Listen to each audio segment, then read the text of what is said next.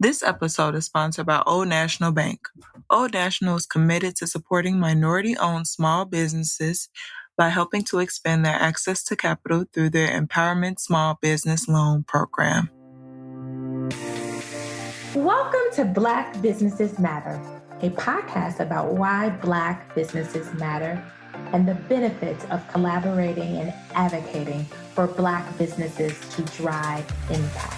Each episode, we will cover legacy, hope, Black joy, funding sources, cultural shifts, equity, and so much more. We will provide inspiration and action while spreading some joy to a thriving community of Black business owners and leading thought leaders. Black Business Matters podcast is produced by the L3 Agency, a culturally sensitive influencer marketing and communications firm in Chicago, where relationships are our currency, passion is our profit maker, and people are our bottom line. I'm Larvetta Lofton, your host and founder of the L3 Agency.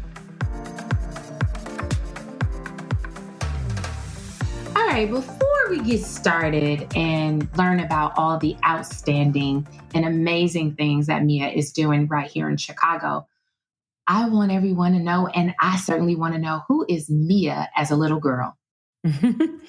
I love this question. I always normally introduce myself as the daughter of Regina and Booker T. Henry, and the granddaughter of Lorraine Moore, who is still living at 91 in Alabama, and a granddaughter and descendant of activists, of entrepreneurs, of HBCU graduates, of sharecroppers, and of enslaved people. And so just not even thinking about just me as a little girl, but everything that makes every person and everything that makes me who I am, I think back.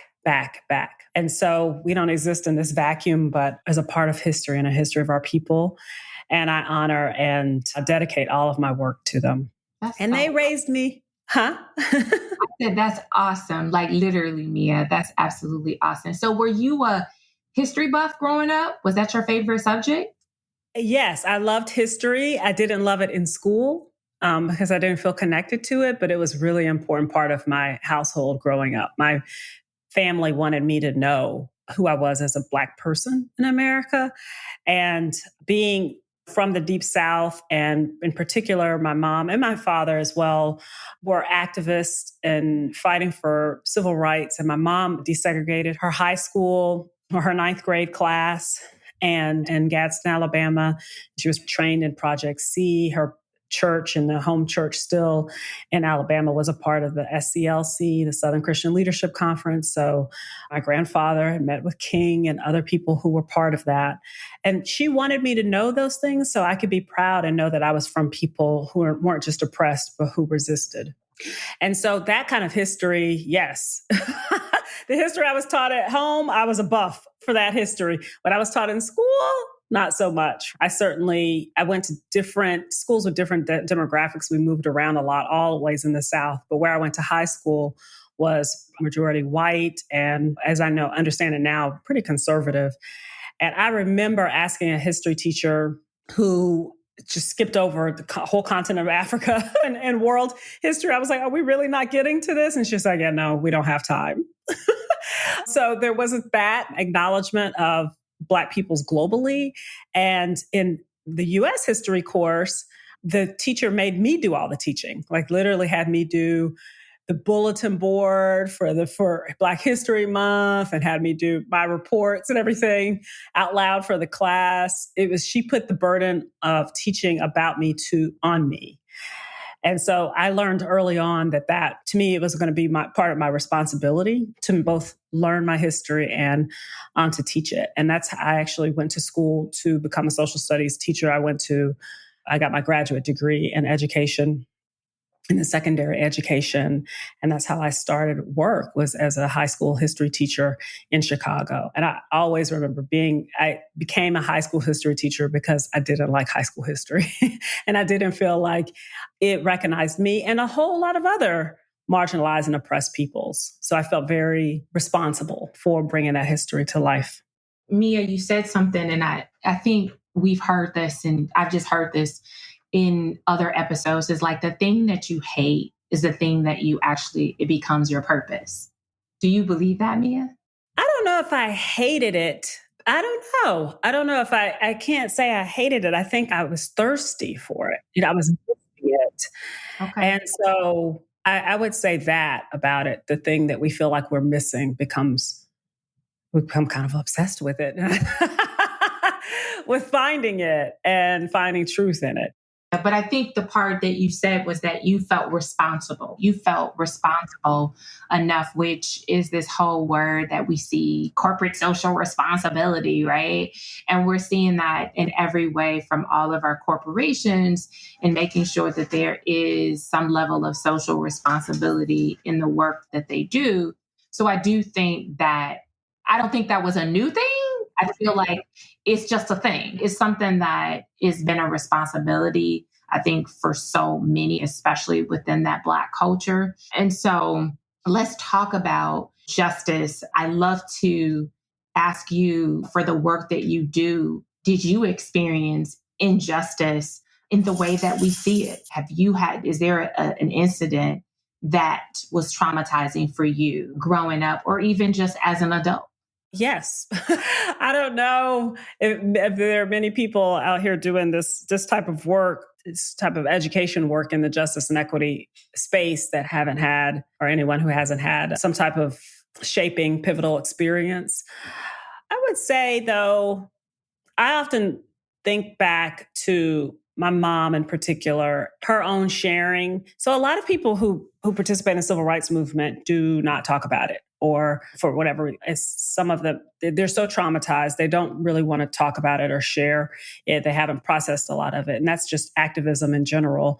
Actually, if you've ever been on the front lines of any major fight for resistance, a lot of that can leave so many of us damaged to the point that we don't want to share. We want to put it behind us. And I've met a lot of elders who didn't talk about their experience, but my mom did. And she talked about it in a very personal way, how it impacted her and her understanding of self. She talked about it, how it impacted the relationships she was able to form or not form, how much she trusted people or did not trust them. And she talked about how it meant, what she thought about how the world could change. And I think that so much about young people who participated in movements at that time when the world was segregated, racially segregated from top to bottom, from cradle to grave, hospital to cemetery, right? There was no vision that you could not see. There was no model for a world that was not segregated. And yet they were still able to fight for something that they couldn't even visualize. And so I always think about that as being formative for me, not one particular incident, but just living in a household where I was lucky enough to be the daughter of someone who was willing to tell the stories. Now, there were times for sure when I was in high school. There was a moment where I had been, I can't remember what they call it, class queen or something. It wasn't homecoming queen. It was another kind of queen, royal court thing that was recognized when people graduated. And there was something called class night. And I've never talked about this publicly before. So this is something else, Larvetta, you get me? But I was voted queen at the beginning of the year. And then they took pictures of us and had it in the yearbook, right? And I was actually on the yearbook staff. So they took pictures of us. We're in the yearbook. And at the very end, when it was time for class night, it was like 2 weeks before class night at the end of the school year, they were like, oh, actually, we made a mistake. You're not the queen. You're the whatever the second person was, lady in waiting or something like that. Right? I think about it now. It's like some messed up Bridgerton stuff, but that's what it was. It was like that. And I was just crushed. I couldn't believe it. And my mom worked in the school system and she was just like, these racists, she gave them no benefit of the doubt. And that was very hard to feel as a 17-year-old kid who had been nominated by my peers to have this role and to represent the class. And then it was, like I said, the vote was early in the year. So the whole year, I'm under the impression that that's what's going to happen is I'm going to be the first Black queen, that was what it was going to be at that school. And then a couple of weeks before saying, no, actually wrong. But what was so beautiful when I walked out that night as second, the way that people affirmed me, my family, the cheers and everything that I received. And I felt like people did understand what was happening in the story. And even across racial lines, people recognized what had been done. And we could go, I could talk the entire podcast about this incident again, because you got me talking about it. The person who was in charge of it and whatever thinking that was going on in his head, that is something that I'm always, I think, kind of peering around the corner for who's going to be the person that takes away my title, if you will. So I think that these types of experiences do stay with us, and they manifest themselves in what some might call imposter syndrome, or doubting oneself, or feeling like, the rug is going to be taken out from under you, or there's going to be retribution if you stand up for yourself and your rights, because these things happen to us in our formative years. So it's a great question. It's important. And definitely in my trainings, I ask people to talk about their own experiences. So I appreciate you asking me about mine.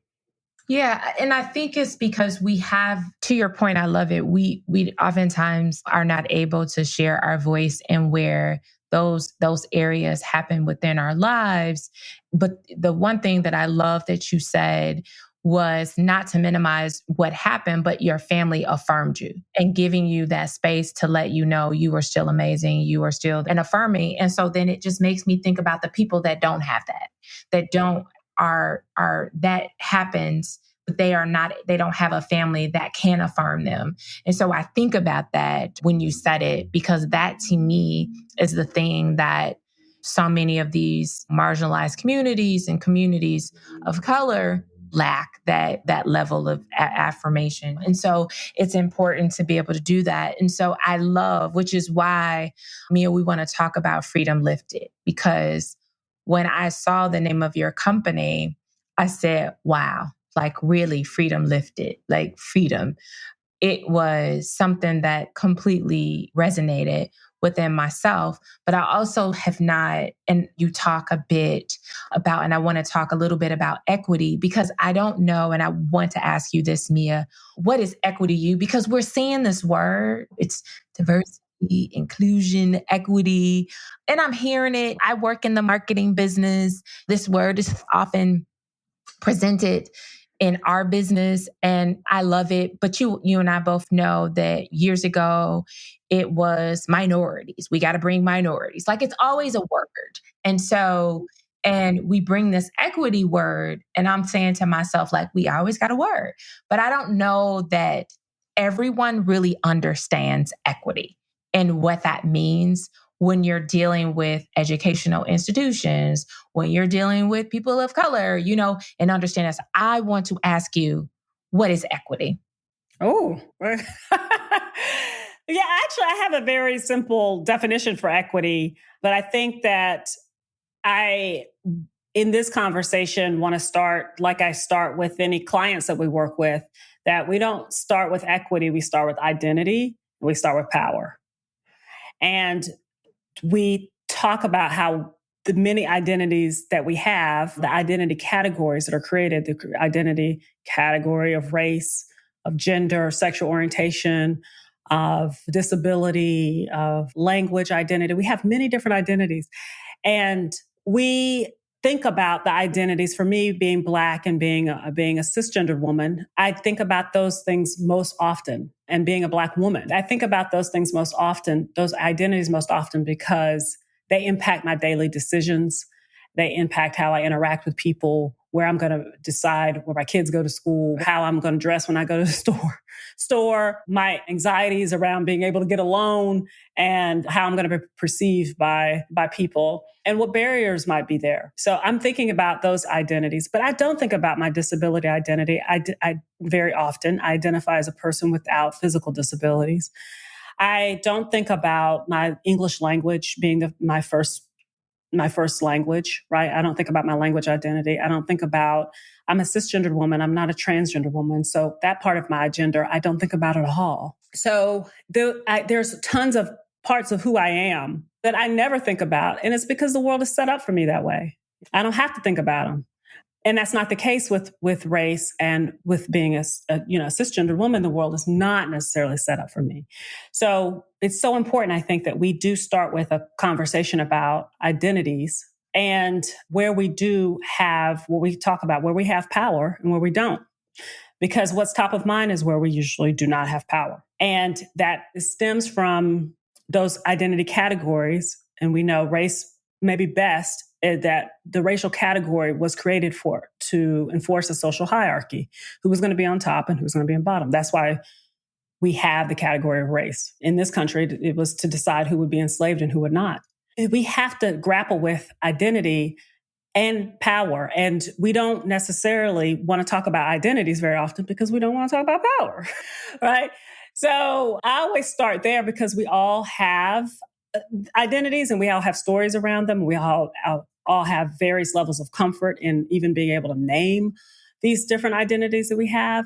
And they impact us. That's the intersectionality of it. They interact and impact us together. They're layered. And so when we talk about equity, I don't usually talk about or even try to define equity until we've had an extensive conversation about what is power, how is power gained, because we can have it through privilege. Like I have disability privilege right now in my life.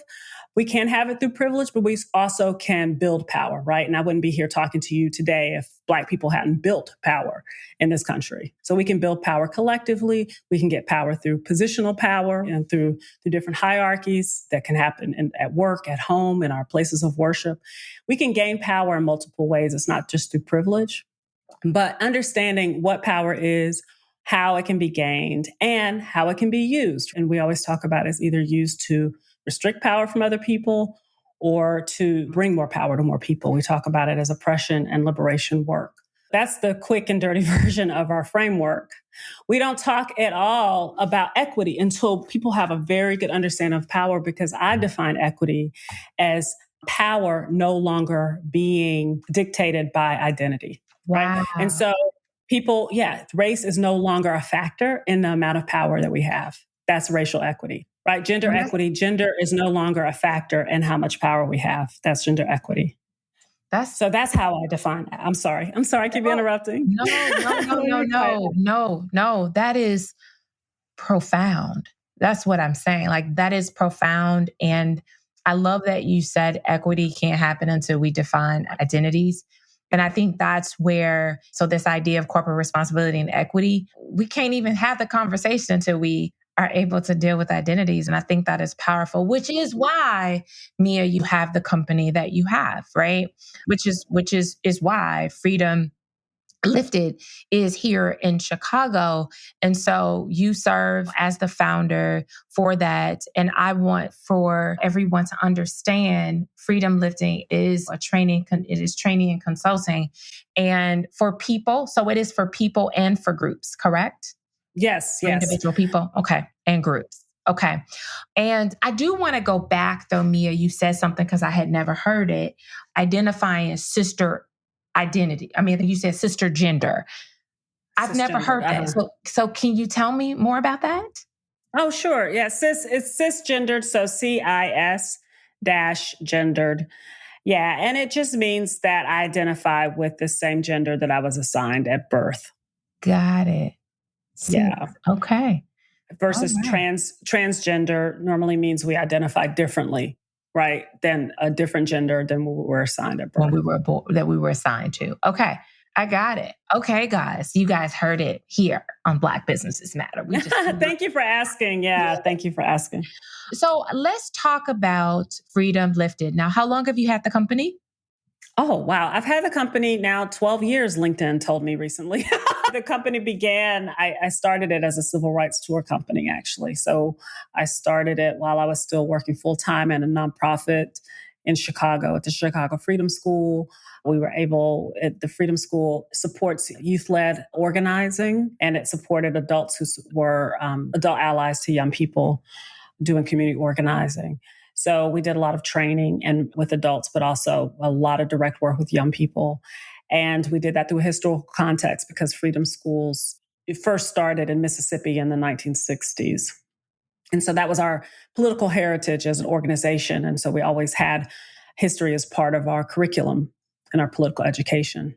And so that year, let's see, when was it? 2011 was the 50th anniversary of the 1961 Freedom Rides. And we were able to take a few young people from the Freedom School on a trip down south from Atlanta through Alabama, through Mississippi, back to Atlanta in breakneck speed with Dr. Lafayette. And he was a freedom rider. And what we did, just being on the bus with him and hanging out with this elder who was extremely active in the movement. I can't even name all of the different campaigns and things he was a part of, in addition to the freedom rides, was so special and so enlightening. And I'm from the South, right? Like my people from Alabama, that's what I understand as my ancestral home in this country. And we were eating in like Subways and IHOPs and everything. And we were just kind of racing through. And the experiences were very powerful, but we didn't have a lot of time to process. And we weren't getting any down home cooking, you know? And I decided right then on that trip that I wanted to create more experiences. That was a special commemoration experience in 1961. I said I wanted to be able to provide those kinds of tours on a regular basis. So while I was still at the Freedom School, I planted the idea for Freedom Lifted, Incorporated just 2 months after that, in April 2011, and spent a year traveling on my own back home and through Mississippi, checking in with local folks and also, with the ancestors to a certain extent as well. I visited a few grave sites. Fannie Lou Hamer's grave, in particular in Ruleville, was very, very memorable for me because I wanted to do it right by them. And I didn't want this to be trauma tourism. I didn't want to be irresponsible, going back to that word, and how I would bring people on these trips. So I spent a whole year with Freedom Lifted just researching and thinking about how I wanted to curate these tours. And then we started with some Underground Railroad tours and a couple in Chicago as well, because as you know, Chicago has a very rich movement history. But eventually we just focused on taking people from all over the country down to the Deep South. And so I did that with Freedom Lifted for 10 years. And as we kept doing the tours, the training work emerged from those tours, right? I started doing training on identity and power. I was already doing it really with the Freedom School and some other organizations. And I started doing more of that work with public libraries and with nonprofits, taking the experiences and my learning and the learning of the participants from the tours into the training as the examples for the frameworks that I offer. So how do identity and power play a role in movements for change? And then what does oppression look like historically? I would use a lot of examples from the civil rights movement and from Black resistance in the South. And I'm a teacher, as you remember. So I really saw that those tours that was a way for me to teach. I never really saw myself as part of the tourism industry. It was always education, and tours were the tool. And then trainings became another tool, and they spoke to one another. Then when COVID hit, and I had to cancel like 10 tours at once. I had left my job. You had mentioned earlier, I was the executive director at the Arca Center for Social Justice Leadership, where I also got to hone the training work. I left that job so that I could focus full time on Freedom Lifted and doing those tours. And I left in early 2019. And then of course, COVID hit a year later, and my first full year of having tours was canceled. But I had done some good self-awareness reflection work. I said, I am an educator. Again, I'm not a tour guide. I'm an educator. And so what are the different ways I can educate? And that's when I started taking my training curriculum and putting it online so that it could make it available to people. Anyone who was interested in the frameworks and developing a justice and equity lens in their work. In the beginning, it was just online. It was just for individuals. But very soon after that, I realized, when I did it in person, and the training I did in person was an 8-hour full day training. And let me tell you, Larvetta, we were talking about identity and power at 9, oppression at 12, and liberation at 3. It was a my. long, difficult day, it was, people really appreciated the training, but it was a lot to process and it was a lot for me to go through, right, in a given day with people holding space around that work. So putting it online really, I think, really helped the information and the material become more accessible to people. They could take it at their own pace. They could process some of these difficult concepts and without an audience. And I said, I still want to talk to people. I enjoy so much interacting and engaging people around these ideas and what they mean to the different fields in which they work. But I didn't really want to go through all of the frameworks first live. So what we do now is that I provide opportunities for people to debrief the material with me and really think about how it applies to their work. We still work primarily with public libraries, nonprofits, and educational institutions. And that's all my background too. So what we would do is really think about, okay, what does oppression and liberation work look like in the library? What does oppression and liberation work look like in nonprofits? What does it look like in schools? How does it impact how we work with students? How does it impact how we work with colleagues, with patrons, that kind of thing? And I'm having so much fun doing that now, because what people do, they take the course and they meet with me as they're going through the course, right? So again, they're able to do it at their own pace. And by the time they meet with me, they know what we're talking about when we're talking about identity and power, Yeah, that's awesome. And I'm just listening and I'm saying to myself, I know that you mentioned education institutions, you work with them, libraries and nonprofit organizations. Are you thinking about perhaps working with corporations to help them around this level of work? Is that somewhere in the future? Right now, I have done some coaching with people in organizations, and certainly for folks who are leading DEI efforts, because I know that a lot of people in corporations who are diversity leads, who are equity leads, racial equity leads, they are dealing with the day-to-day and don't necessarily have the time or interest to create curriculum, right, for their people. And so we love working with people who have those posts within corporations so that we can help them, or even if they have a DEI team, a racial equity team, a justice, we call them JEDI teams, right? Too, justice, equity, diversity, inclusion. If they have those teams, our training, I think, is perfect for them. So that they have the language and the education, because we believe the change only comes from having some shared language and understanding of history. And then use that to build relationships. And then once you have some strong relationships with some shared language, you can really do something. But you can't just jump over relationships and pretend everybody is talking about the same things and think that you're going to be able to really advance equity and keep and sustain change. When I say it's powerful that the work which is why we wanted to bring you all, because this kind of powerful work that you're doing, it's important, one, for people to know that this exists. That's one. Two, that it's run by a Black woman. We want that. But the other part that it is that oftentimes, and I say this all the time, is people say, we don't have this. And I've learned to say, we don't have enough of it, because we have it.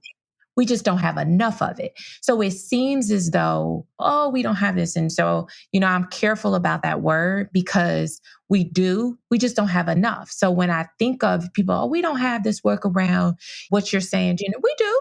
We just don't have enough of it, right? Based on the need, right? So when you think of it from a need standpoint, we need more of it.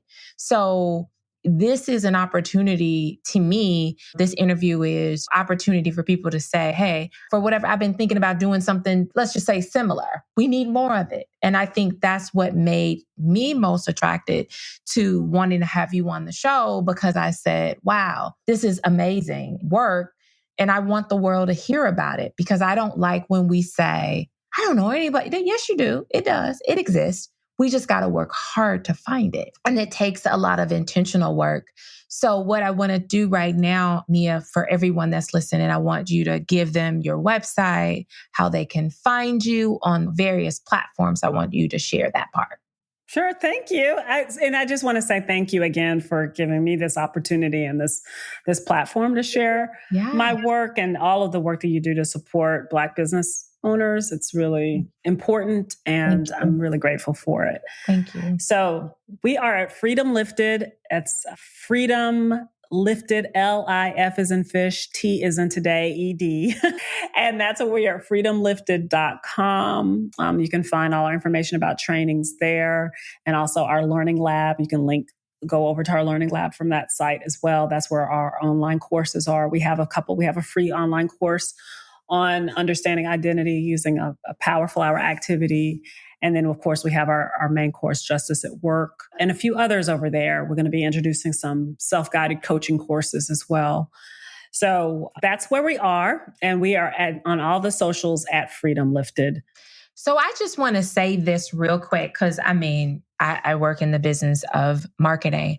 And I want to say, when you visit her website, their logo, that's another thing that I loved. I knew that you worked with a real professional, and know that I'm not doubting the unprofessionals are talking about this, but your look and feel and your Instagram, your website was all aligned. And I love when there is brand alignment. And so I just want to just commend you for that, and making sure that you understand that we see you as a marketing company. That we see you. Oh, we've been working on it. Oh my goodness. This stuff does not happen overnight.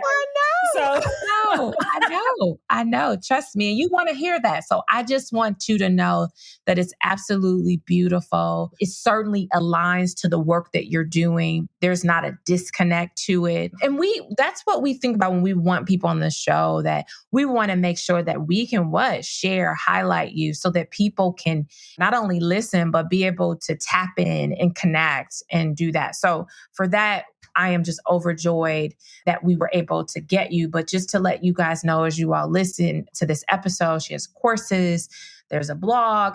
There is tools and resources in this place of justice and equity. So make sure you go check out freedomlifted.com. It's absolutely beautiful.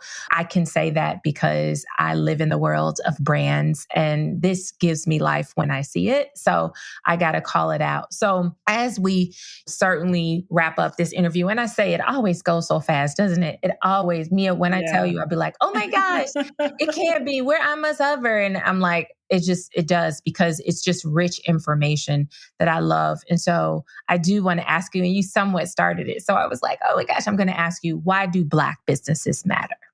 Oh my gosh.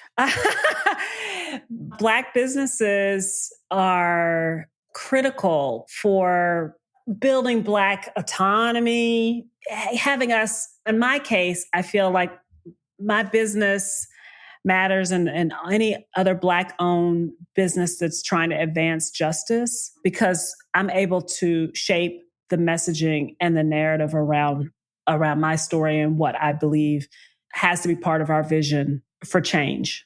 And so, in particular, Black businesses matter in this space because I've been able to create a training that I needed. Not what white people needed, what I needed. And that has spoken to so many other Black people and people of color who take my training and see themselves. Someone just told me today that they took my training, and they were when they started, that they were like, oh, look, another DEI training. I don't need this. The white people need this. And what they said is, with mine, that they felt validated, they felt seen, and they felt they were able to grow from the training. And that's what I believe, when we control our own plans for how we want to roll out product and services, that we are able to serve our people best. So I hope that makes sense. That's why. Yeah. And I will say this. I think you said it, validated, being seen and heard. I think we all want that, right? And we realize that, I think we all want that. I don't think there's any person, Black person wants to be seen and heard and validated. So when you said that, I've never heard that in the construct of a Black business, right? Because you paid attention to something to offer me something that was a product or a service based on something you love. Like you said, this is what I wanted, and I did it. And I said, I think that's the thing. And every time I ask that question, I get different answers, and I love it. So I love that because I've never seen it in the space of Black businesses being a place to be validated and seen and heard in spaces. And so that in itself is valuable. And I say that because you mentioned HBCU, and I'm certainly not going to go that, but that was, so when you said it, it made me think about me, going to a HBCU. And I did that because I wanted to be seen. I wanted to be valued at a place because I am, right? HBC is predominantly Black people. So it was like, okay, I get to be in a space where it's okay to say, I don't have to be like, oh, that's the Black girl. It's like, we all Black. And, you get to now give the hue or the texture of my hair or the shape of my body versus the color of my skin. And so I think that in what you're saying is so powerful because I just immediately clicked when I went to a HB. When you said that, I was like, yeah, because that was the way that I wanted to be valued is that space. So I appreciate you giving us your perspective on that. And trust me when I tell you, people give us different answers and they always give me chills, but it also gives me motivation. It gives me motivation that we matter in the work we do. And so we ask this of every person after we close the show is what brings you joy? Oh, well, conversations like this bring me joy. Larvetta, I'm going to go to the rest of my day being refilled by being able to connect with you. And I am all of the juice of life comes out of our relationships and connections to one another. And that's what brings me joy is that I've been able to build a business that is rooted in relationship building and that continues to give me the gift of important, impactful connections. So I get joy from every single conversation with people who are also on the freedom road with me. I say this, I'm so glad you said that, just these conversations and relationships and doing that, because I feel the same way that it's that fills your cup back up as we kind of wrap the interview up. And I say this because I want to make sure that our listeners tap in and they really tap in and love what we share. You stated in your interview, because guys, we do ask some questions. And I just want to ask you just kind of 3 questions, because one thing that you said was we kind of started off this way and then we moved here. You started off in tours. So I would love for you to share with someone who has an existing business and perhaps they are pivoting from a place where they started to this. What advice would you give them? Yeah, I mean, I really felt like when we had to pivot from not doing tours anymore, I thought they were on hold. And then it became clear that it was going to be very difficult for me to go back to it. A lot of other people did go back to doing tours, clearly. But for me, that wasn't the final point. So when we pivoted, it was like we were starting a new business, really. So even though we incorporated like 11 years ago, I really feel like we really started a business like 2.5 years ago. And I gave myself, just like in the beginning with the tours, I gave myself that time to just a year to just travel and talk to people and think about what I wanted to do and why. I did the same for this new iteration of Freedom Lifted. When George Floyd was murdered by Minneapolis police in 2020, I could have gotten a lot of business then, Larvetta. Right? I just had to put it out there. Like everybody wanted some training. And I was like, I'm not doing that. I'm not going to just throw something together, right, to appease people who are looking for something right now, even though it was lucrative at the time. I want time to think and really, really ground myself in what I want to put out in the world and let it be principled. And so my advice is to give yourself some time to think and experiment and figure out what is the one thing you want to do really well to make an impact. And I always say, and I spent the branding, I appreciate you liking the branding. It's been through a lot of iterations too. And one of the things I wish I had not done is spend a whole lot of time trying to brand Freedom Lifted while we were still in an identity crisis of who we were. And so I always tell people, just think about what you want to do, practice it, iterate, really hone in on what the one thing you want to do really well. And don't spend a whole lot of time and money on branding and your website and all this other stuff until you are really clear on what you want your offer to be, who it's for, and what you want to move in the world. So that's my number one piece of advice. And I think obviously we are a marketing company and we work with corporations, but we do work with small businesses. So I do agree with you. And I will add to what you're saying, because I am learning to not use but, because I think but minimizes what someone says, right? So I appreciate what you said. And so I'm going to add to it and say that knowing that you're being clear and understanding that brands evolve. And while you are building, it's okay, because I can tell you full disclosure. I love that you said for 11 years, been in business 23. But if I tell you where I started, right, we were L3 Eventors, we had this. And then just maybe 5 or 6 years ago, I think it was 5 or 6 years, we moved the brand into the L3 agency, because even though we have been doing all this work, to your point, I just feel like now we've got a handle on what we do and what we do really well.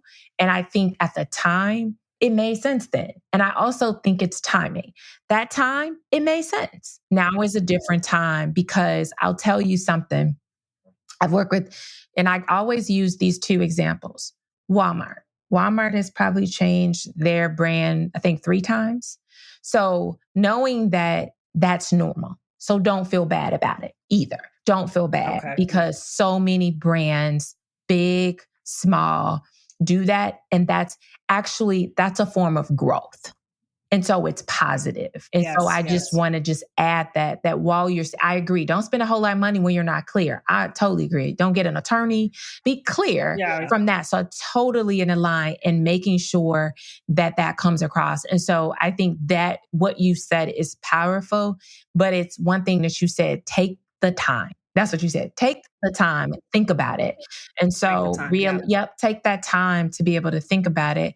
And sometimes that time does require some coaching, right? Sometimes that time requires some counseling. I mean, whatever that is, right? And dealing with it so that you're clear about your service offering. So that right there, I'm over here snapping my fingers, because that is so important. And at 11 years, 12 years, doing business, knowing that, and I say this all the time while we've been in business too, I feel like 23 years, we just getting started. We're just realizing things that we didn't realize before. So that's the part that we have to know, that it's just this business thing is a process. So guys, I know we went a little over today, but this conversation I knew it would be, because we're talking about freedom. And I don't know about you all, but freedom can go on forever, forever, forever, forever. Like that shit never stops. So you can't really cut freedom off, because then we oppress. So that's a whole other thing. But I just want to say thank you so much for being a guest of Black Businesses Matter. I so love the work that you do, Mia. I just want our guests to understand, check her out, Freedom Lifted. She's on all of the platforms, Instagram, Facebook, you name it. Check them out. If there's an opportunity for you to partner with her, work with her with the work that she's doing, because it is absolutely outstanding, feel free to reach out to her. I just want to thank you guys for listening in to another episode of Black Businesses Matter. This was a special episode too for me. And so I want you guys to know, every episode is special, but this was special because it was unique in a way.